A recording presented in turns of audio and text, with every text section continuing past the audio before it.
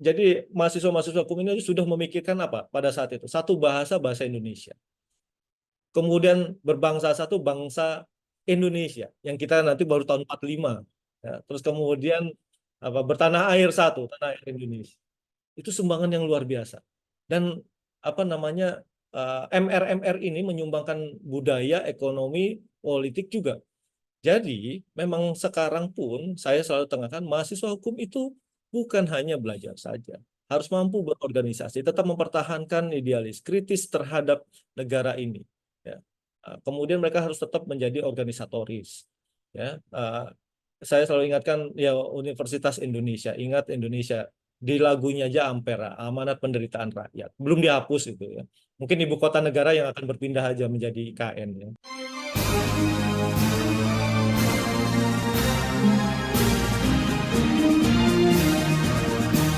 Universitas Indonesia, universitas kami, ibu kota negara, pusat ilmu budaya bangsa, kami mahasiswa, pengabdi. Bersama saya Bambang Sadiono di kanal Inspirasi untuk Bangsa. Mudah-mudahan kanal ini selalu bisa memberi inspirasi, motivasi, dan edukasi.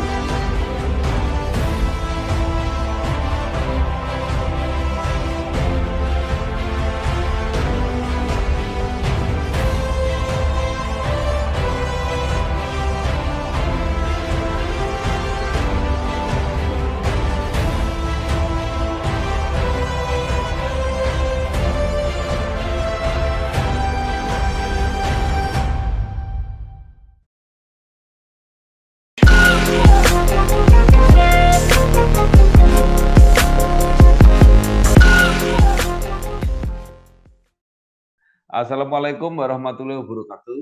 Waalaikumsalam warahmatullahi wabarakatuh. Bersama saya Bambang Sadiono di kanal Inspirasi untuk Bangsa. Mudah-mudahan kanal ini selalu bisa memberi inspirasi, motivasi, dan edukasi. Kami sedang menyiapkan beberapa video wawancara untuk ikut memberi makna 74 tahun Universitas Indonesia. Menurut rencana, wawancara ini akan kami tayangkan dan kemudian akan kami bukukan. Saat ini saya sudah bersama dengan salah seorang alumnus Fakultas Hukum UI, yaitu Dr. Parulian Paidi Aditonang, SH LLM MPP. Beliau saat ini adalah Dekan Fakultas Hukum Universitas Indonesia. Apa kabar, Pak? Baik, alhamdulillah Pak Bambang. Ya, baik. Mungkin Bapak bisa mulai dengan cerita kenangan dan pengalaman ketika kuliah di S1 Fakultas Hukum UI, kemudian S2 di University of Tokyo dan Kyushu University, kemudian S3 kembali ke FHUI, mengabdi di UI sejak 2003, pernah menjadi Kepala Kantor Administrasi Riset dan Inovasi UI, pernah menjadi Wakil Dekan Fakultas Hukum UI, dan saat ini menjadi Dekan. Silakan Pak Parulian. Mudah-mudahan nggak terlalu lama. Terima kasih. Pertanyaannya ini menceritakan hampir pengabdian 20 tahun, jangan-jangan. Jadi memang awal muasalnya saya itu terinspirasi dengan apa namanya saudara-saudara saya dari lahir besar di Tanjung Karang, Lampung, Pak. Jadi SMA saya itu ya di atas bukit lah, di atas gunung gitu ya. Kalau ke SMA itu hujan ya pasti udah copot sepatu. Itu karena beceknya itu kan. Jadi di situ saya melihat ada saudara-saudara saya itu yang memang tes dan mereka masuk ke UI, Universitas Indonesia, dan banyak anak-anak SMA senior-senior saya itu datang ke rumah itu, kamu harus masuk UI. Oh iya UI, saya bilang universitas insya Allah, sitas. Jadi bulatkan tekad ingin menaklukkan itu, dan alhamdulillah mungkin saya satu-satunya ya dari angkatan saya itu yang masuk UI, Pak. Saking jarangnya itu. Jadi, nah terus kemudian ya menaklukkan itu ya berbekal izin aja dari orang tua untuk masuk UI. Pada saat itu ya luar biasa lah, Jakarta saya belum pernah ke Jakarta ya begitu. Dan ya saya aktif untuk tidak hanya kuliah, tetapi saya ingin berorganisasi, dan memang saya lewatkan banyak organisasi. Dan pada saat itu saya memilih hukum internasional yang lumayan sangat susah. Dari 250 itu cuma 15 orang, Pak, satu angkatan saya untuk hukum internasional. Belajar ilmu pengabdi luhur, untuk nusa dan bangsa. Semangat pincang gembira, sadar bertugas mulia, berbakti dalam karya, mahasiswa Universitas Indonesia. Nah, kemudian berkala itu kemudian saya lulus mengabdikan diri ke kampus itu karena saya menang Pekan Ilmiah Mahasiswa Nasional. Pak dekannya dulu Prof. Abdul Bari itu memberi kesempatan. Ini idenya kamu menang, mau nggak diwujudkan di UI, di FHUI? Oh ya, saya mau Pak. Dikasih ruangan, kemudian untuk mengajar. Bukan berarti bahwa saya tidak ada kesempatan lain. Pada saat itu saya ada tawaran di law firm dan dia 1 tahun kerja langsung mau menyekolahkan saya ke Melbourne pada saat itu. Wah, saya tolak gitu kan, dia merayu terus. Kemudian juga ada cita-cita saya dulu diplomat, Pak. Nah, pada saat itu diplomat dan saya mau tes diplomat, rekomendasinya udah Pak Menteri pada saat itu ya, rekomendasinya itu kalau boleh saya sebut ya Pak Hasan Wirayuda lah. Gitu. Nah, itu juga akhirnya saya tolak karena saya udah keduluan dilamar sama FHUI. Nah, disitulah mulai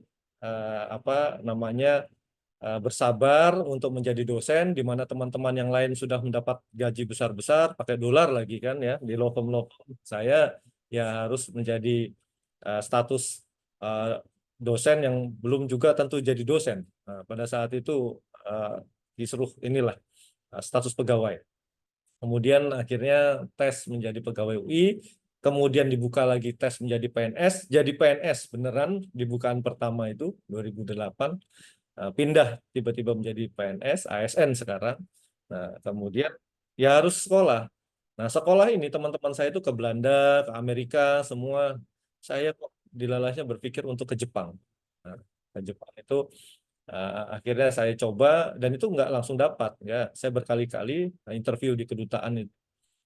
Sampai suatu hari ditanya kalau kamu nggak dapat ke Jepang gimana Pak Rulian? Oh nggak apa-apa, sensei, profesor saya bilang. Tinggal siapa yang bosan, saya yang bosan atau prof yang bosan melihat saya setiap tahun.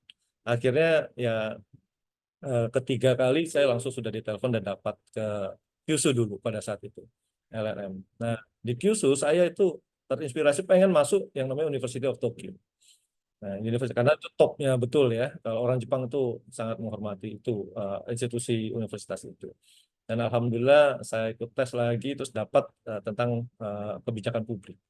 Dan beasiswanya langsung, kalau yang pertama beasiswanya itu dari Kementerian Membuso ya, pendidikan dan programnya namanya Young Leader Program, Pak. Itu dipilih satu orang apa yang dianggap potensial leader dan beasiswanya lumayan paling besar di Jepang. Kemudian yang kedua, sekolah di Graduate School of Public Policy di University of Tokyo itu dari World Bank Washington. Ya, World Bank Washington dan World Bank Tokyo untuk di University of Tokyo. Nah, itu saya belajar tentang hukum kekayaan intelektual dan hukum kepailitan di sana. Terus kemudian kebijakan publik tentang ekonomi, politik, dan hukum dijadikan satu pada saat itu. Kembali ke Indonesia itu ya disuruh dengan ada kewajiban, artinya saya meneruskan kembali untuk dokter di Universitas Indonesia karena memang situasinya antara memilih karir, mengajar dan juga sekolah, dan saya sambil wakil dekan pada saat itu doktor ya. Nah, tapi sebelumnya sebenarnya ada satu yang miss tadi Pak Bambang, yaitu saya pernah dipercaya jadi kepala satpam di UI, Pak. Jadi kepala satpam, orang dari Jepang pertama kepala satpam, terus kemudian sama Pak Rektor itu ditawarkan dan alhamdulillah saya terima Pak, lamaran Pak Rektor itu dengan mengubah sistem pengamanan, seragam, kepangkatan, kemudian ada tugas-tugasnya, ada reaksi cepat dan lain-lain. Nah, pada saat itu seperti Satpam Bank saja itu dirubah. Nah, dari situ pimpinan UI itu melihat saya menawarkan jadi kepala kantor administrasi riset, inovasi, itu saya mengkoordinir 5 direktorat. Nah, terus kemudian ya semuanya saya jalani Pak, dari waktu di fakultas, pernah manajer kemahasiswaan. Nah, kalau di UI itu ada namanya bidang 1, 2, 3, 4. Bidang 1 itu akademik, bidang 2 itu keuangan, bidang 3 itu riset, bidang 4 itu kerjasama. Nah, itu saya rotasi. Alhamdulillah semua itu rotasi.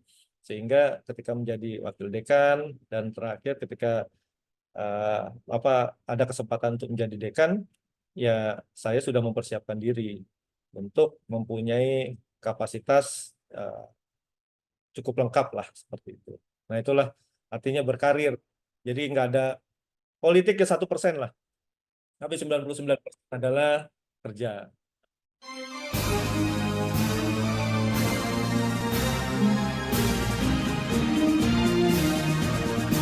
Universitas Indonesia, universitas kami, ibu kota negara, pusat ilmu budaya bangsa, kami mahasiswa, pengabdi. Iya. Ya, alhamdulillah. Baik, Pak Fahrulian, ada bagian yang menarik tadi. Bagaimana sudah selesai kuliah S2, malah jadi kepala satpam? Ya, betul. Itu sampai ada satu profesor di Fakultas Hukum gitu, kamu jauh-jauh sekolah ke Jepang, pulang jadi kepala satpam. Oh, enggak apa-apa, Pak. Saya bilang, enggak apa-apa, Prof. Tapi akhirnya profesor itu minta tolong saya ketika ada kecelakaan di kampus. Ya, kecelakaan. Nah, itu dia akhirnya minta tolong itu dan ya akhirnya berguna itu gitu. Demikian. Ya, baik, luar biasa. Pak, Pak Fahrulian, Ya. kemudian dikenal sebagai hukum dengan kepakaran bidang ekonomi. Seperti apa itu, Pak? Ya, pada awalnya saya itu hukum internasional, publik ya, tentang diplomasi. Satu hari saya ke Jepang itu akhirnya belajar tentang inovasi dan ekonomi. Tambah lagi ke University of Tokyo itu juga kebijakan publik ekonomi. Nah, di situ saya sadar ternyata ekonomi ini dan hukum ini sangat penting ya. Kalau awal-awal mungkin ekonomi dan politik dan hukum, tapi ini ekonomi dan hukum ini sangat dinamis. Ekonomi, hukum tanpa ekonomi ya kaku lah gitu kan. Ekonomi juga tanpa hukum dia tidak bisa berkembang dengan bertahap dengan baik. Nah, jadi di situ muncul passion saya terhadap ekonomi. Ekonomi ini ternyata dinamis dan berhubungan erat. Ya. Makanya saya sekarang pun lebih senang untuk membantu institusi misalnya BPK, Kementerian Keuangan. Nah, itu yang memang saya ingin membangun banyak asas-asas baru, teori-teori baru tentang perekonomian ini. Jadi supaya dikawal lah, regulasinya ada dan berkembang terus sesuai dengan perkembangan zaman yang saya rasa cukup cepat sekarang. Ya, Pak Fahrulian ini kan luar biasa ya. Tema besar pemerintah itu, misalnya ada hilirisasi, itu kan intinya merubah sistem perdagangan internasional yang menyebabkan Indonesia sering kena sanksi secara internasional. Itu kalian seperti apa di bidang hukumnya untuk membantu supaya kebijakan-kebijakan nasional ini diterima secara internasional? Ya, sejak sebenarnya sejak WTO itu pasti kejadian dari WTO 94 Pak, 94 95 ya, ya dia punya aneks perjanjian itu ada kurang lebih 9 ya. Nah, yang kena sanksi pertama itu kasus Timur Nasional, mobil nasional itu. Kita kena itu ya di dispute panel body di WTO itu. Nah, jadi kenapa kita bisa kena? Karena memang tidak aware terhadap peraturan-peraturan ini. Nah, kita juga harus bisa negosiasi terhadap aturan ini dan juga fleksibel. Nah, peraturan ini juga belakangan ini malah sangat ibaratnya quote unquote itu mengatur Indonesia sekali gitu ya. apa-apa diatur. Kalau dulu pengennya borderless, sekarang tiba-tiba kok semua diatur. Misalnya bahan baku mentah nggak boleh dijual ke luar, mereka organisasi ngamuk lah, quote unquote gitu kan. Nah, jadi sanksi-sanksi itu juga perlu kita pelajari dan kita bela. Nggak semuanya itu Indonesia salah, enggak, gitu kan. Justru kita harus nasionalitas itu harus juga dikedepankan. Sovereignty itu kita kedepankan.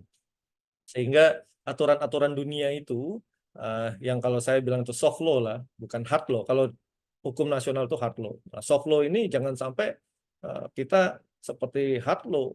Ya. Kepentingan-kepentingan Indonesia harus dikedepankan. Nah, ini juga saya belajar di Jepang. Bagaimana national interest-nya itu sangat betul-betul diprotek. Jadi jangan sampai national interest kita ini nggak dilindungi gitu. Nah, ini kan kepada mahasiswa sekarang juga harus diberikan pemahaman. Kita belajar hukum itu juga tetap nasionalisme, kepentingan nasional kita, kepentingan Indonesia itu harus diperhatikan. Kita memang bangsa yang sudah hampir borderless, tapi bukan berarti ekonomi kita itu juga dengan seenaknya diatur oleh luar. Ekonomi kita ini diambil dengan aturan-aturan internasional, ya. Terus kemudian dikasih sanksi untuk supaya Indonesia takutlah, quote unquote, gitu kan. Padahal enggak, kita ini punya modal yang luar biasa. Apa itu populasi 300 juta orang. Nah, 300 ini nggak mungkin nggak diam saja hidup, butuh ekonomi dan semua itu menjadi magnet ke Indonesia. Jadi barang, produk itu pasti kita akan beli dan kita akan terus menggunakan barang-barang atau perekonomian itu. Pasar terbesar Asia Tenggara sudah pasti Indonesia. Dan bahkan ya beberapa tingkat di bawah dari dunia lah, gitu kan. Itu. Belajar ilmu pengabdi luhur, untuk nusa dan bangsa. Semangat bincang gembira, sadar bertugas mulia, berbakti dalam karya. Mahasiswa Universitas Indonesia. Dulu kita punya ahli hukum ya, Pak Muhtar Kusumaatmadja, yang terkenal bisa mengalahkan atau menundukkan hukum internasional untuk kepentingan Indonesia. Nah, ini ke depan apa yang harus kita lakukan supaya Pak Mukhtar, ada orang seperti Pak Muhtar? ya, Pak Mukhtar Kusumaatmadja ini salah satu kebanggaan alumni FUI juga. Dulu zamannya Pak Mukhtar itu ada satu Koswansik sebenarnya. Nah, ini mereka berdua ini sama-sama dari luar Yale ya kalau nggak salah. Nah, jadi Mukhtar itu sudah menelurkan tentang Nusantara, wawasan Nusantara. Ya, jadi itu jadi satu kesatuan, kepulauan, wilayah Indonesia sampai atas. Ya. Nah, itu yang hebatnya tuh bisa sampai ke langit. Jadi pesawat pun tidak bisa asal-asalan bahwa itu ruang bebas, enggak ya. Terus kemudian teritori. Nah, ini sudah sebagai pondasi. Sekarang lebih dibilang harus borderless, dunia maya, cyber, ya, bahwa hampir tidak ada batas. Enggak juga gitu. Semua itu ada teritorinya. Nah, cuman doktrinnya yang harus ditingkatkan. Keekonomian kita ini seperti misalnya sekarang perdagangan. Perdagangan udah tidak lewat darat lagi. Semua sudah diatur secara elektronik. Kemudian dunia cyber. Ya. Bagaimana tambah lagi zaman yang kekini sekarang ada artificial intelligence. Nah, uang sudah tidak main print transfer. Sekarang sudah sangat electronic money. Nah, ini harus kita berikan perlindungan. Jadi hukum itu juga tidak harus kaku, tapi harus mengikuti dinamika ini. Banyak mahasiswa-mahasiswa sekarang itu mereka mengikuti ini, Pak. Bagaimana blockchain sebagai dasar bisnis. Nah, blockchain sini ada lebih dan kurangnya. Tidak bisa dipalsukan, ya susah mengidentifikasi. Jadi kalau zaman dulu masih kita bisa utak-atik dokumen, nah ini kalau sudah berjalan udah nggak bisa mundur lagi. Nah, tapi juga ada banyak hal doktrinnya akan berubah. Apakah dengan blockchain ini misalnya akan memonopoli ekonomi. Enggak juga, ternyata itu bisa lebih fair. Ya, competition bisa lebih terjadi. Nah, jadi ini yang dunia sekarang sangat cepat. Ya mungkin kemarin karena COVID itu semua akhirnya 100% cyber, menggunakan dunia cyber, kemudian bisnisnya juga sudah shifting, ya, tidak lagi seperti lalu-lalu, ya semua lebih efisien, lebih efektif, dan inovasi-inovasi berbisnis banyak. Cuma kita harus hati-hati. Misalnya ya sekarang pinjam meminjam uang secara online. Nah, ini kan harus kita atur. Kemudian apalagi perdagangan secara online juga itu harus diatur. Bagaimana kejadian banyak penipuan dan lain-lain. Nah, ini kan hukum harus fleksibel, selalu dinamis. Nah, ini hukum ekonomi ini sekarang kalau di FAU itu hampir 60-70% mahasiswa ambil hukum ekonomi. Nah, FAUI membuat hukum ekonomi dan teknologi, Pak, departemennya. Jadi itu mungkin belum dibuat di beberapa fakultas lain di Indonesia lah gitu. Belajar ilmu pekan luhur untuk nusa dan bangsa. Semangat pincang gembira, sadar bertugas mulia, berbakti dalam karya. Mahasiswa Universitas Indonesia. Baik, ketika mencalonkan menjadi dekan, visi Bapak untuk konsep innopreneur hukum. Nah, mungkin bisa dijelaskan ini, Pak. Ya sebenarnya ada banyak ininya, tapi poinnya begini, bahwa hukum itu harus berinovasi. Jadi bukan melakukan terobosan, ya. Maka hukum menerobos kan. Hukum itu berinovasi. Nah, sekarang mahasiswa sekarang pun harus mempelajari hukum itu untuk bisa mengawal entrepreneur. Ya. Dia harus bisa mengantisipasi dunia usaha. Jadi innopreneur ini inovasi entrepreneur hukum. Hukum itu banyak sekali orang yang bilang orang hukum itu kaku, Pak. Kalau udah jadi direktur kaku, jadi pimpinan kaku. Nah, tapi kan enggak juga. Banyak sekarang ternyata bisnismen dia ngambil sekolah hukum lagi, gitu kan, supaya dia tahu aturan, resiko, dan juga jaminan dalam hal misalnya berbisnis atau mengembangkan ekonomi. Nah, kembali lagi ke innopreneur ini ya artinya kita dari segi kurikulum, dari segi services, dari segi SDM itu harus berinovasi semuanya. Lebih efisien, lebih efektif. Terus kemudian ujungnya apa? Karena UI ini bukan lagi namanya saja PTN tetapi PTNBH, artinya kita udah otonom dan harus menghasilkan sendiri. Dari mana hasilnya? Hasilnya adalah dari riset-riset yang punya value, riset-riset yang berguna. Jadi bukan hanya paper saja terus kemudian ditumpuk masuk perpustakaan. Jadi harus dicari riset-riset yang memang betul-betul value dan digunakan oleh masyarakat, oleh dunia usaha, oleh pemerintahan yang bisa membawa ke arah value ekonomi lah, artinya seperti dan mandiri sendiri gitu kan. Dalam memang itu visinya UI seperti itu. Ya, nah kemudian Bapak sudah sebutkan tadi, jadi program unggulannya adalah ekonomi dan teknologi. Ini di dalam praktek implementasinya seperti apa, Pak? Artinya apa saja keahlian-keahlian yang dibekalkan kepada para alumni? Ya, sejak tahun 99 itu kita menginisiasi sebenarnya hukum telematika. Terus kemudian kita berkembang ekonomi dan teknologi. Jadi cyber law, kemudian nanti di kriminal cyber, terus kemudian juga bahkan seperti notaris aja cyber notari.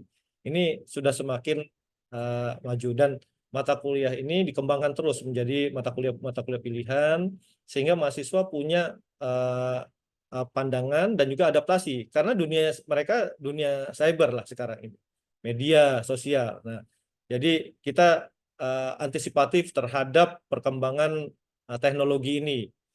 Mungkin sebagai contoh terhadap artificial intelligence saja. Nah, Jepang itu 2016 itu sudah membuat blueprint tentang apa namanya cyber law-nya. Kita ini kan apa separuh atau sektoral. Nah, ini kita harus cepat karena mau tidak mau kita harus mengantisipasi itu. Jadi program unggulan tadi itu yang menciptakan kurikulum yang adaptif dengan perkembangan ekonomi dan teknologi sekarang. Nah, sehingga mahasiswa itu artinya ketika jadi sarjana itu langsung bisa menggunakan ilmunya dan terus juga mengembangkan doktrin yang baru ya tentang misalnya artificial intelligence, siapa yang akan bertanggung jawab, bagaimana mekanismenya, penggunaannya kapan, kemudian para pihak inisiasi kalau ada teknologi, siapa otoritasnya, certification authority-nya, ada siapa root-nya, root CA-nya, siapa yang bisa. Sebenarnya semua itu bisa. Jadi kita kalau awal-awal dulu bilang bahwa oh di dunia maya tidak ada hukumnya, tidak bisa dijerat, kejahatannya tidak bisa jerat. Buktinya sekarang banyak. Nah, kemudian perkembangan sekarang nanti sarjana hukum itu bukan lagi sebagai paralegal, Pak. Jadi buat kontrak itu udah smart kontrak, sudah ada. Sekarang ChatGPT, skripsi pun bahkan mereka bisa buat 35% kemarin kita temukan dibuat oleh komputer dari skripsi itu. Nah, ada alatnya lagi. Nah, jadi artinya kita juga harus harus antisipatif terhadap kejadian-kejadian seperti ini. Ke depan itu harus cepat. Jadi UI ya mau tidak mau harus terus mengembangkan diri untuk antisipatif terhadap kurikulum, edukasi, dan juga aturan-aturan yang dipakai oleh pemerintah.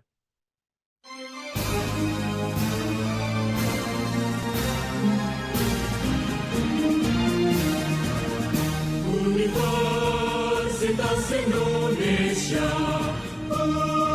universitas kami, ibu kota negara, pusat ilmu budaya bangsa, kami mahasiswa, pengabdi. Ya, Pak, kita punya undang-undang yang mengantisipasi masalah-masalah cyber digital tadi, Ya. yaitu undang-undang tentang ITE. Tapi kenapa malah lebih bergeser tadinya kan itu maksudnya teknologi, ekonomi, transaksi, Ya. tapi malah lebih bergeser ke masalah-masalah pidana publik.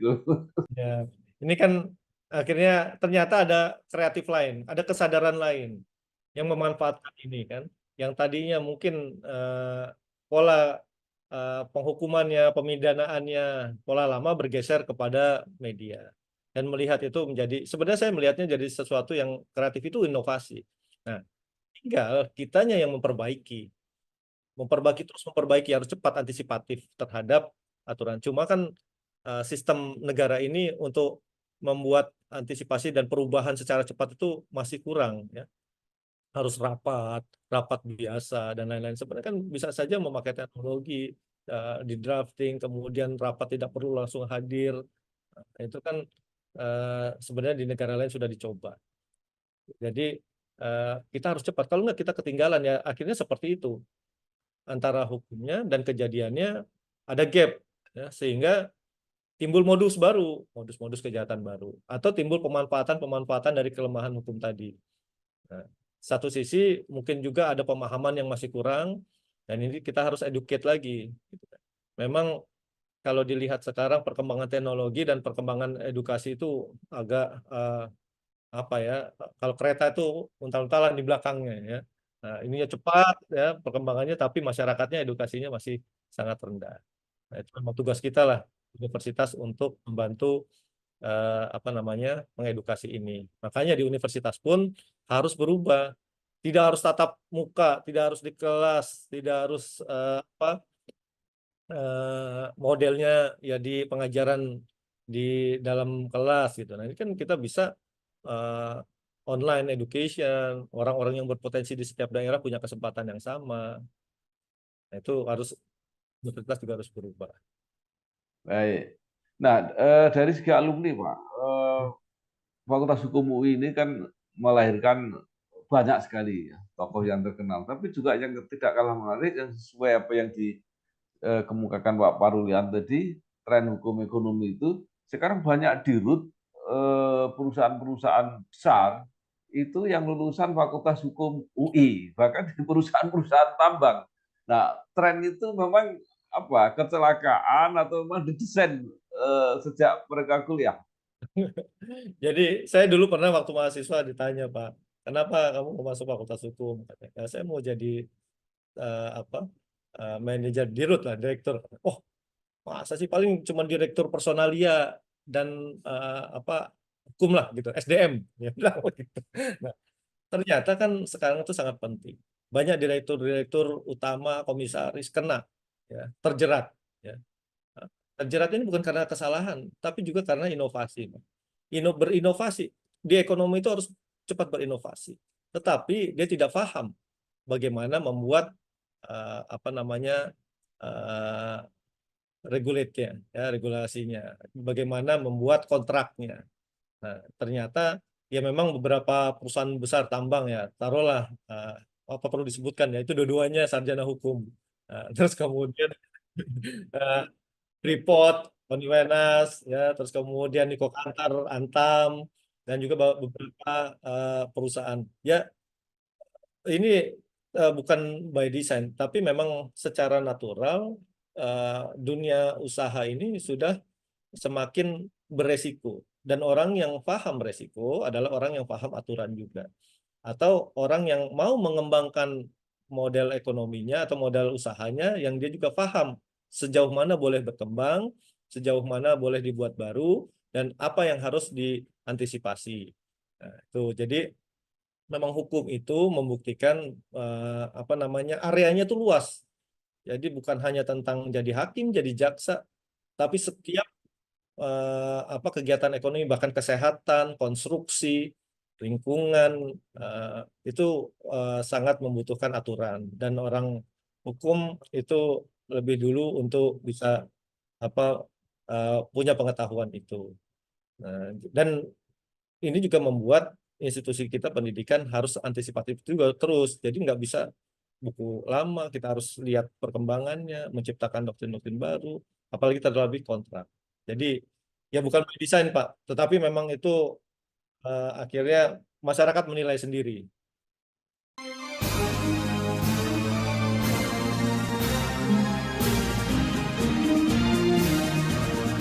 Universitas Indonesia, universitas kami, ibu kota negara, pusat ilmu budaya bangsa, kami mahasiswa, pengabdi. Ya. Ya, Tadi Pak Parulian mengatakan bahwa sekitar 60% memang trennya itu ke masalah-masalah ekonomi. Apakah ini berkaitan dengan apa produk? Alumni Fakultas Hukum itu UI itu dianggap jarang yang mau kerja di bidang hukum tapi di pemerintahan, sehingga mereka cenderung lebih ke bidang-bidang di luar pemerintahan itu tadi yang di perekonomian. saya punya jawabannya begini, Pak. Ini ada sejarah kelam di FHUI ya. Sejarah kelamnya begini.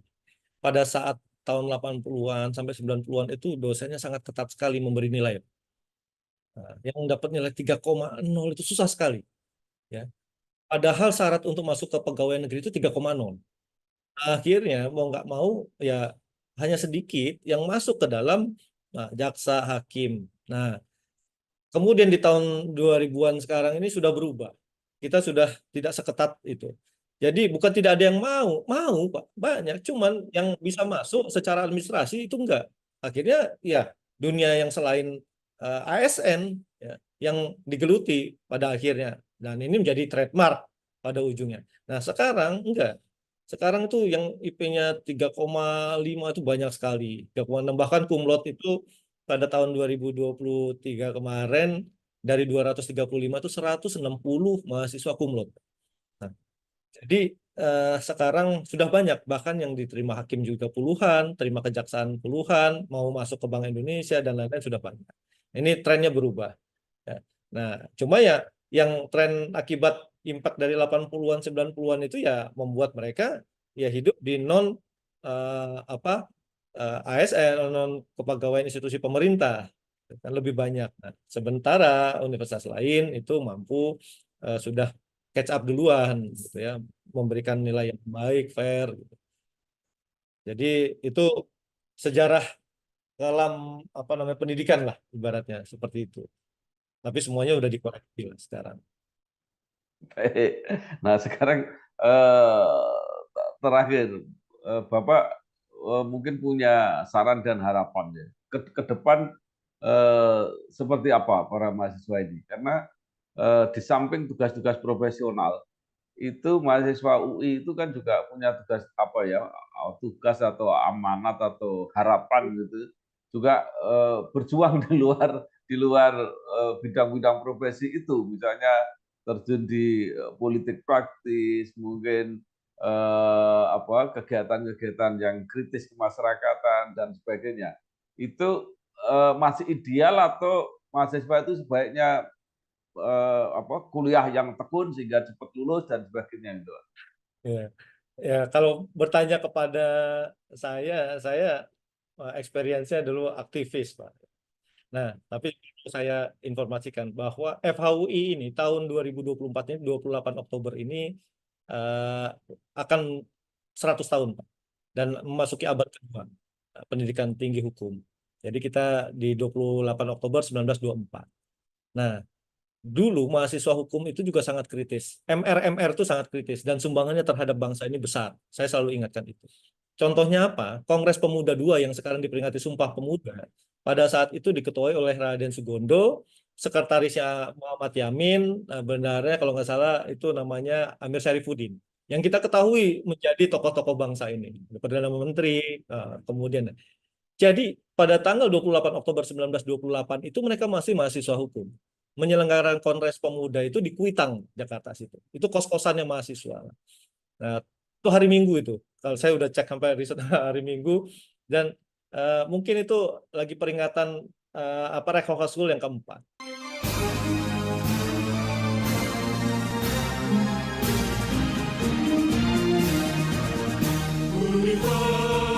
Universitas Indonesia, universitas kami, ibu kota negara, pusat ilmu budaya bangsa, kami mahasiswa pengabdi. Kemudian jadi mahasiswa-mahasiswa hukum ini sudah memikirkan apa pada saat itu? Satu bahasa Indonesia. Kemudian berbangsa satu bangsa Indonesia yang kita nanti baru tahun 45. Ya, terus kemudian bertanah air satu, tanah air Indonesia. Itu sumbangan yang luar biasa. Dan MR ini menyumbangkan budaya, ekonomi, politik juga. Jadi memang sekarang pun saya selalu tengahkan mahasiswa hukum itu bukan hanya belajar saja, harus mampu berorganisasi, tetap mempertahankan idealis, kritis terhadap negara ini. Ya. Kemudian mereka harus tetap menjadi organisatoris. Ya. Saya selalu ingatkan ya Universitas Indonesia, ingat Indonesia di lagunya aja Ampera, amanat penderitaan rakyat, belum dihapus itu ya. Mungkin ibu kota negara yang akan berpindah aja menjadi IKN ya. Tapi tetap di Jakarta. Nah, di situ ada harus semangat, lincah, gembira untuk apa? Ya tadi memperjuangkan amanat penderitaan rakyat. Jadi saya tidak setuju bagi mahasiswa yang sekarang belajar saja kemudian tunggu lulus. Saya selalu ingatkan mereka dan selalu memberikan soft skill untuk selalu kritis kepada pemerintah, kepada kita juga sendiri, kepada doktrin-doktrin yang ada, memperjuangkan. Dan pada era 90-an itu banyak yang menjadi inisiasi LSM atau NGO, Pak. Nah, itu juga karena semua ini kan memang sesuai dengan perkembangan zaman. Artinya ya check and balance itu sangat perlu. Mereka tidak hanya menjadi ahli hukum, jaksa, hakim, advokat, tetapi juga bisa menjadi musisi, bisa menjadi sutradara film. Banyak juga alumni yang seperti itu. Bisa menjadi budayawan, bisa menjadi jurnalis. PK Oyong itu adalah MR, alumni. Nah, itu, Mr. Inderrechten, jadi orang hukum yang juga jurnalis. Tahun 66 Prof. Erman Raja Guguk juga di majalah mahasiswa. Nah, jadi gerakan-gerakan mahasiswa itu bukan hanya turun ke jalan, mereka juga bisa menulis, bisa kritis terhadap mengkaji, kemudian orasi, juga memberikan petisi. Nah, kalau pada ya zaman saya dulu, saya itu membuat eh, Undang-Undang 45, Pak. Dan itu saya serahkan kepada Prof. Harun Al-Rasyid. Apa ya jawabannya? Dia marah-marah. Dia bilang bahwa haram hukumnya untuk merubah Undang-Undang 45. Nah, tetapi kan semangat mahasiswa itu harus terus. Dan akhirnya itu inisiasi, saya ketemu teman-teman UGM. Pada saat itu UGM juga buat. Nah, terus kemudian kita ketemu dan berteman sampai sekarang. Kita artinya itu salah satu yang memang harus kita buat mahasiswa. Pesan saya kepada mahasiswa UI terus, terutama FHUI, itu untuk terus antisipasi terhadap zaman. Tetap kritis. Ya, mereka harus menjadi apa? Kalau zaman dulu istilahnya aktivis, tapi sekarang artinya menjadi orang yang eh, pembela moral rakyat. Mereka harus bisa melihat, merasa apa penderitaan rakyat Indonesia. Universitas Indonesia, jadi Indonesia itu jadi kewajiban. Indonesia itu bukan Jakarta, bukan Depok. Indonesia itu dari Sabang sampai Merauke, seluruh ini. Jadi kita harus berkegiatan, membuat pengabdian masyarakat, riset juga seluruh Indonesia. Begitu juga saya inisiasi saya keliling. Setelah jadi dekan saya keliling, Pak. Saya keliling, inisiasi terutama universitas-universitas yang masih misalnya rankingnya di bawah. Ya, nah, ya alhamdulillah UI ini di tahun 2024, 2023 kita Times Higher Education itu teratas dalam radar itu. Dan di Indonesia ya satu-satunya yang masuk radar itu adalah Fakultas Hukum Universitas Indonesia. Cukup membanggakan, tapi ini adalah hasil. Poinnya terbesar dari semua itu adalah international outlook. Jadi kita juga harus mampu untuk berperan kepada internasional. Alumni-alumni FHUI harus bisa masuk di sekolah-sekolah yang memang besar, Harvard, Cambridge, Stanford, Oxford, Chicago School, Ivy League, dan itu memang sekarang sudah biasa. Alhamdulillah mereka bisa sudah setara dan bisa diterima. Nah, ini yang membanggakan kita sehingga exposure International Outlook Universitas Indonesia, dan ini bukan hanya UI sendiri ya. Tidak ada zamannya sekarang untuk sendiri. Saya selalu berkolaborasi di dalam Badan Kerjasama Dekan-Dekan FHPTN se-Indonesia.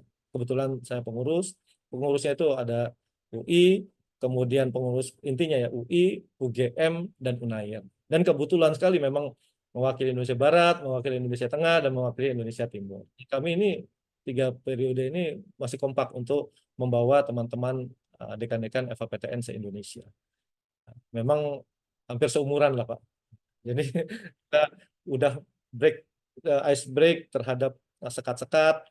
Kita ini harus paham bahwa ancaman itu dari luar. Jadi institusi pendidikan luar itu akan cepat masuk, sekarang juga sudah masuk. Nggak zamannya lagi, saya nomor 1 di Indonesia. Kita sama-sama sudah nomor 1. Nah, tinggal kita bagaimana di dunia, di Asia. Jadi untuk teman-teman yang lain, bahwa kompetisi itu bukan di Indonesia, kompetisi itu dengan negara lain.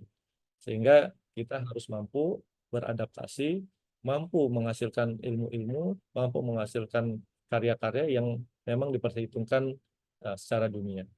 Secara memang marketnya sekarang sudah borderless. Demikian, Pak Bambang.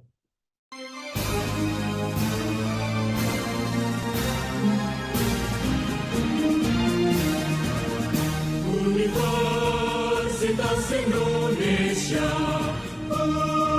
universitas kami, ibu kota negara, pusat ilmu budaya bangsa, kami mahasiswa pengabdi. Terima kasih sekali Bapak Dr. Parulian Paidia Tunang, SH LLM MPB, Dekan Fakultas Hukum Universitas Indonesia. Luar biasa banyak yang sudah disampaikan, mudah-mudahan bermanfaat, memberi wawasan pada kita semua, tapi juga memberi semangat kepada teman-teman yang sekarang masih belajar di Fakultas Hukum UI. Ya. Sekali lagi terima kasih Pak, Terima sukses kasih terus. Pak Bambang Ya, Sadono. ya, Salam untuk semuanya. ya, Kita ya. Wassalamualaikum warahmatullahi wabarakatuh. Waalaikumsalam warahmatullahi wabarakatuh. Bersama saya Bambang Sadono di kanal Inspirasi untuk Bangsa. Mudah-mudahan kanal ini selalu bisa memberi inspirasi, motivasi, dan edukasi